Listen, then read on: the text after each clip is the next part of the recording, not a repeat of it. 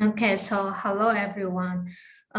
Today's presentation is about the literature research we made to determine benzene in drinking water. Our overview includes a brief introduction to benzene and the GCFID, then the experiment method, result, and the discussion. Benzene has been reported as a primary contaminant due to its high risk to human health. However, because benzene is easily too volatile, it has often been used as a solvent or starting material in many industries, such as plastics and gasoline.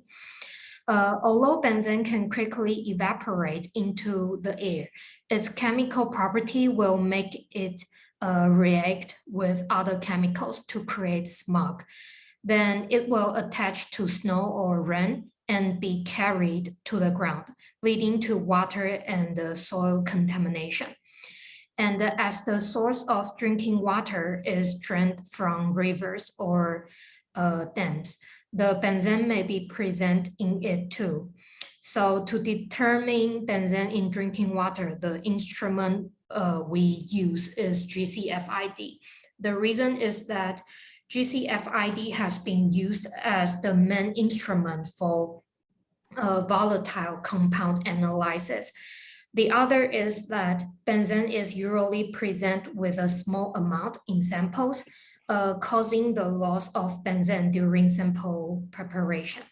And the techniques like solid phase extraction, which is designed for liquid sample analysis by chromatography, such as GC and HPLC, can decrease the loss of the target chemical and maintain the accuracy of the result. Okay, let's move to the next section, the method. For the sample preparation, 500 milliliter drinking water was loaded onto the column, which was pre-activated with 50% methanol, and using 2 milliliter 1% methanol and 2 milliliter dichloromethane to elute our target solute, which is benzene.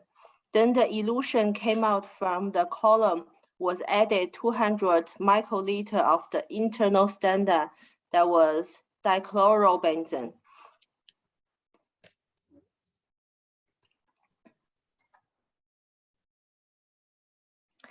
As for standard solution, the serial dilution method was performed and the correlated concentration were 8.77, 17.14, 26.31, 35.08 microgram per milliliter, and the standard solution dichlorobenzene was added while preparing the stock solution. This is the table here, is the parameter of GCFID used in the sample analysis. And then the data treatment would use GC solutions. About our result, this graph is the result of our standard solution sample. So the first one eluted out is carrier gas, then benzene, toluene, ethylbenzene, xylene, cumene, and the internal standard solution. The retentional time of our target solute, benzene, is at 2.05 minutes. As for the drinking water sample, the benzene was eluted around 2 minutes, and the other compound present is toluene. The peak area of benzene in drinking water sample was estimated by GC solution software, and the peak area value is around 465.64. And its correlated concentration is 0.5 microgram per milliliter, calculated by using the calibration curve. But this concentration is for 500 milliliter of drinking water. So we have to divide it by 500. Then the final detection volume is 0.001 micrograms benzene in 1 milliliter of drinking water. Okay, as for discussion, the first point is that the concentration of calibration curve, because the benzene content in drinking water is lower compared to river samples.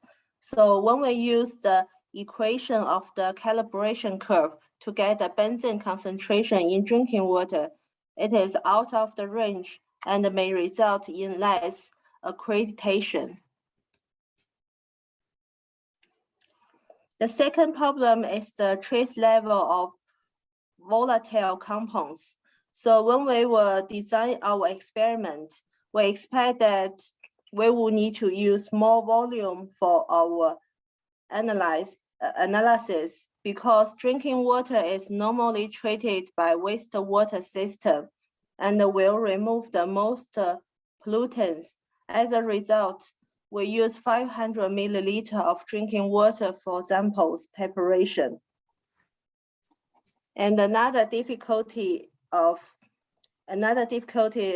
of analyzing the VOC. So in our research experiment, which our method took from, the authors mentioned that apart from benzene and the toluene, while analyzing the rest of the volatile compounds, the increased volume of 200 milliliter of river sample was needed. So we also suspect that this method may not be able to detect the rest of the VOC apart from the benzene and the toluene. Therefore, in the future, if the experiment aimed to find all VOC in drinking water, the volume of sample used may need to have further discussion. Moreover, that some potential errors may be occurred during the analysis.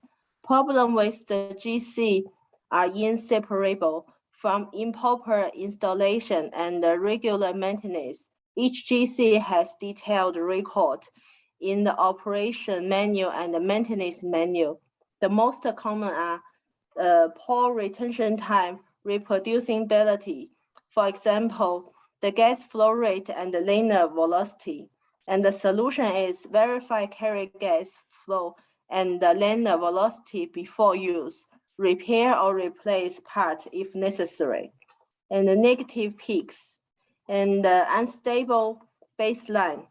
Possible problem, for example, contaminated carrier gas or leaking carrier gas. The solution is checking connection for possible leaks and replace seals if necessary. Replace the carrier gas and the detector gas filter. And board peaks, for example, possible problem, column film is too thick, and the solution is reduce retention of detection compounds by reducing the length and thickness of the column membrane. And last one is the response variation. Since the experiment is used to use the method from our research, which is analyzing river water, some experiment parameter may need to be re-evaluated. For example, the concentration of standard solution and the sample amount of detecting other VOC compounds. And during the experiment, the consideration of potential error will also be volatile. And this is our group contribution. Thank you.